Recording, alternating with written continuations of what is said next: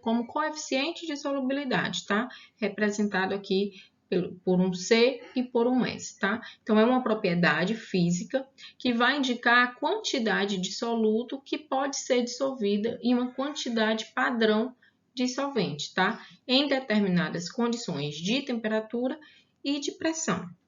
Esse coeficiente de solubilidade é afetado por dois fatores. É a quantidade de solvente presente na solução e pela temperatura. Então, pela quantidade de solvente, quanto mais solvente você tiver, né? Quanto mais solvente a sua solução tiver, maior vai ser a quantidade de soluto que vai ser dissolvida, que você poderá dissolver, tá?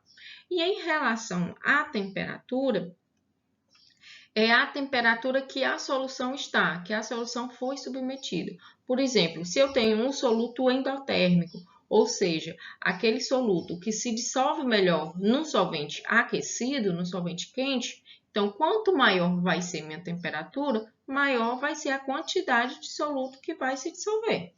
Já se eu tiver o soluto exotérmico, que é aquele que se dissolve melhor quando o solvente está mais frio, quanto menor a temperatura do solvente, maior quantidade de soluto vai ser dissolvida, tá?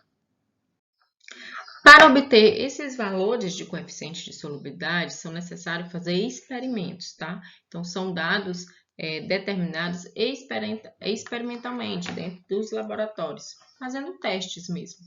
Então, esses valores, eles podem ser expressos de três formas. Eles podem ser expressos em forma de texto, em forma de tabela ou em forma de gráfico, tá? Em forma de texto, vamos ler aqui.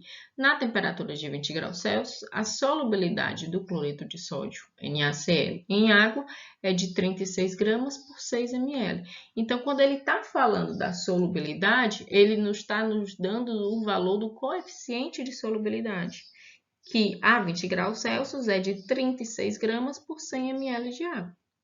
Quando você olha aqui na tabela, aqui a gente tem uma tabela de solutos e aqui os valores do coeficiente de solubilidade nessas condições. 20 graus Celsius, utilizando aqui como solvente a água 100 ml. Então, para o sal, para o NaCl, 36 gramas por ml, nas mesmas condições aqui de 20 graus, é o coeficiente de solubilidade. Então, aqui a gente tem, por exemplo, o coeficiente de solubilidade do açúcar, é de 33 gramas por ml. Significa dizer que quando você tem 100 ml de água, apenas 33 gramas de açúcar consegue se solubilizar em 100 gramas. Se você colocar 34 gramas, vai ficar 33 gramas solubilizados nos 100 ml de água e 1 grama não vai se solubilizar, tá? E a gente pode expressar esses coeficientes também em formas de gráfico. Então, nos gráficos aqui a gente tem a relação do coeficiente de solubilidade em gramas, soluto em grama, pela solvente em gramas também de água, pela temperatura em graus Celsius, tá? Então, observem aqui, a gente tem o NaCl, KNO3, o NaCl está em lilás. Então, para você ter a mesma informação do NaCl, você vai vir aqui, ó, você não estava observando em 20 graus Celsius? Então, 20 graus Celsius, você sobe até encontrar o pontinho lilás. Aí, você traz aqui para o lado e você vai ver aqui que é um valor inferior a 40. Ou seja, é um valor de 36 gramas por 100 gramas de água. Vamos analisar agora mais um gráfico, tá? Para a gente possa aprender a interpretá-los. Esse gráfico aqui está na página 20 do livro de vocês. É o gráfico que a gente vai utilizar para resolver os exercícios, as atividades da página 21, tá? Então, inicialmente a gente vai analisar aqui. A gente tem um gráfico de solubilidade, né? Por 100 gramas de água versus temperatura. E tem várias substâncias químicas, tá? Vamos olhar aqui o KBr. O KBr, você vê aqui uma crescente,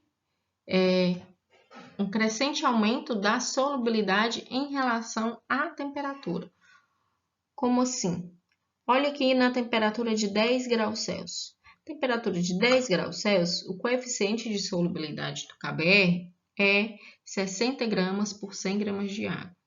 À medida que a temperatura vai aumentando, por exemplo, se a gente pegar nesse ponto aqui, ó, a gente tem agora uma temperatura de 90 graus Celsius, o valor do coeficiente de solubilidade foi para 100, tá? Então, no KBr, o coeficiente de solubilidade aumenta com o aumento da temperatura. A mesma coisa acontece aqui para outras substâncias, ó. NaNO3, KNO3, mas tem substâncias que se comportam diferente. Por exemplo, o sulfato de sódio hidratado, ó. Você observa que ele aumenta com o aumento da temperatura até uma certa temperatura, que é em torno aqui talvez de 33, 35. A partir daí, ó, a temperatura aumenta, mas o coeficiente de solubilidade diminui, decresce, tá? Então, vamos tentar resolver aqui essas três questõezinhas que está lá na página 21 do livro de vocês. Então, ele pede primeiro aqui no item A, para identificar no gráfico duas substâncias cuja solubilidade aumenta com o aumento da temperatura. Bom, que eu acabei de comentar, né? Que a gente tem várias, ó.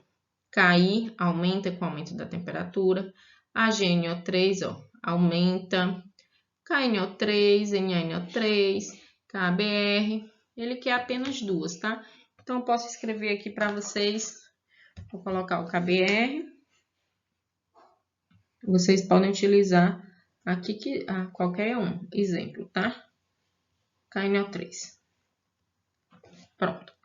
Ele pergunta também qual a solubilidade do brometo de potássio, que é o KBr, a 70 graus.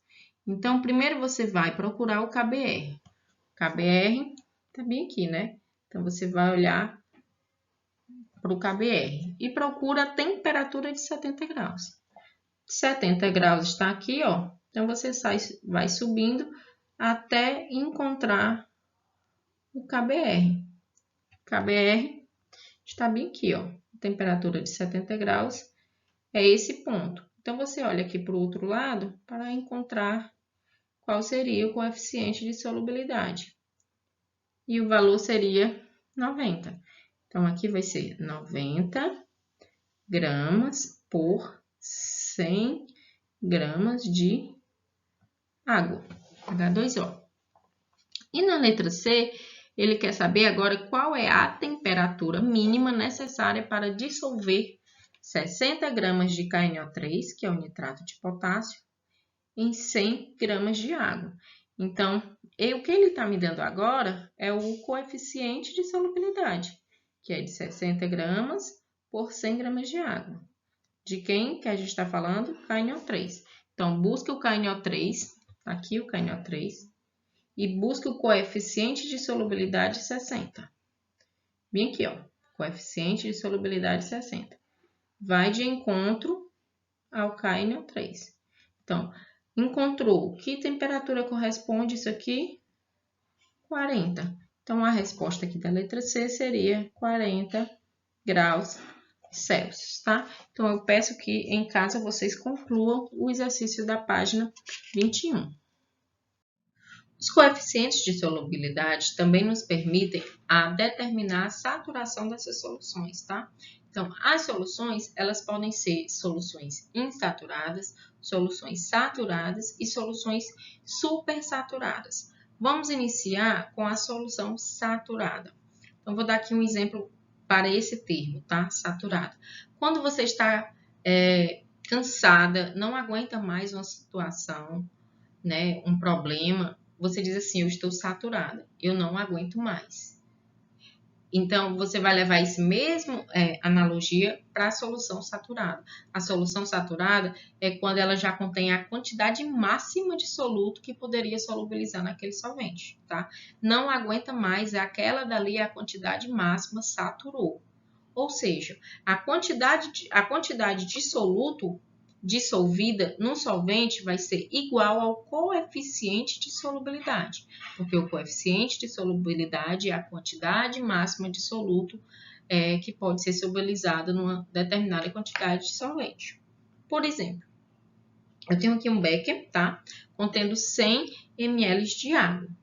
E eu vou utilizar aqui como soluto o KNO3. O KNO3 tem um coeficiente de solubilidade de 31,6 gramas para cada 100 ml de água, na temperatura de 20 graus Celsius. Então, eu vou adicionar aqui, nessa primeira situação, eu vou adicionar 31,6 gramas desse meu soluto e solubilizá-lo em 100 ml de água. Então, aqui eu fiz uma solução saturada, tá?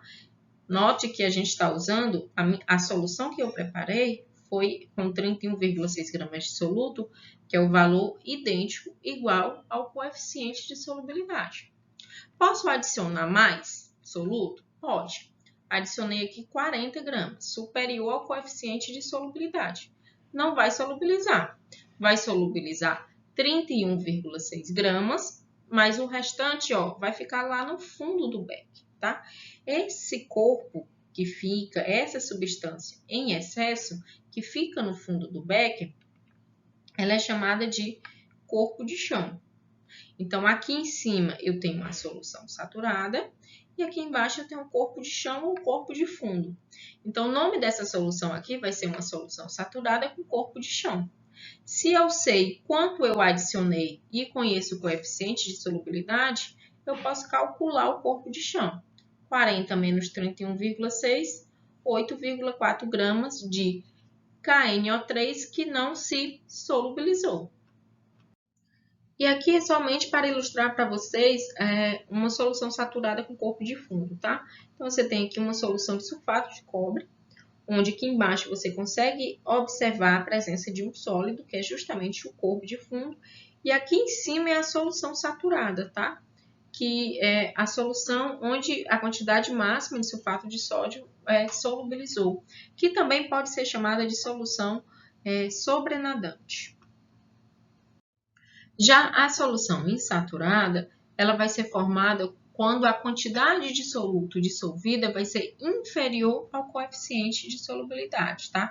Não vai atingir o coeficiente de solubilidade. Então, a gente vai preparar aqui uma solução com cloreto de sódio, que é o NaCl, que é o que a gente conhece como sal de cozinha. Então, o coeficiente de solubilidade para esse composto é de 36 gramas para 100 ml de água. Então, eu quero preparar uma solução aqui utilizando 30 gramas do NaCl, do cloreto de sódio. Observem que 30 gramas é inferior a 36 gramas. Então, quando eu misturar aqui os 100 ml de água com as 30 gramas, eu estou preparando uma solução insaturada, inferior ao coeficiente de solubilidade. E, por último, as soluções saturadas, tá? Então, como o nome já diz, né? Aqui já tem o prefixo super, indica que a quantidade de soluto dissolvida no solvente vai ser superior ao coeficiente de solubilidade. Por exemplo, aqui eu tenho KNO3 com coeficiente de solubilidade de 31,6. Então, eu vou adicionar uma solução de 100 ml, uma quantidade superior. Então, eu adicionei aqui 35 gramas. Então, professora, a senhora disse que quando adicionasse uma quantidade superior, a gente tinha uma solução saturada de corpo de fundo. Exatamente. Eu adiciono uma quantidade superior, estou com uma solução saturada de corpo de fundo. Só que eu posso promover com que esse corpo de fundo aqui seja solubilizado. Como? Aquecendo, tá? Então, aqui a gente tem 20 graus Celsius, né? Então, digamos que eu aqueça essa solução aqui uns 60 a 80 graus Celsius, e após fazer isso, todo o corpo de fundo se solubiliza na água, na solução. Então, aqueceu, solubilizou, e agora eu vou esperar resfriar, tá? Vou esperar voltar para essa temperatura de 20 graus Celsius. Voltou para essa temperatura, eu consigo observar agora uma solução supersaturada. Você observa uma solução homogênea, tá? Não enxerga mais o corpo de fundo. Aquele soluto em excesso está solubilizado, tá? E essas soluções supersaturadas, elas são muito instáveis. O que acontece aqui, na verdade, é uma situação de equilíbrio. Na solução supersaturada, existe um equilíbrio, né, entre soluto e as moléculas de solvente, muito instável, a ponto de que uma simples agitação é suficiente para que a solução torne, né, volte a ser uma solução saturada com corpo de fundo ou corpo de chão, né? Mexeu, uma pequena agitação precipita tudo. Um exemplo aqui, a gente tem uma solução supersaturada do acetato de sódio. No exemplo A, tá? Então, o coeficiente do acetato de sódio é 46,5 gramas para 100 gramas de água. Na solução A aqui, foram adicionados 60 gramas. Então, adicionou as 60 gramas, ficou o corpo de fundo, aqueceu a solução, solubilizou toda, depois voltou para a temperatura normal e ela ficou dessa forma aqui, ó. Em equilíbrio, instável, mas com todo o soluto dissolvido. Você vê uma fase, uma solução homogênea. Mas bastou a adição de um simples cristal de acetato, ou seja, eu rompi o equilíbrio e aqui na situação B e C a gente já consegue ver a cristalização do acetato que estava em excesso, o acetato que era superior ao coeficiente de solubilidade.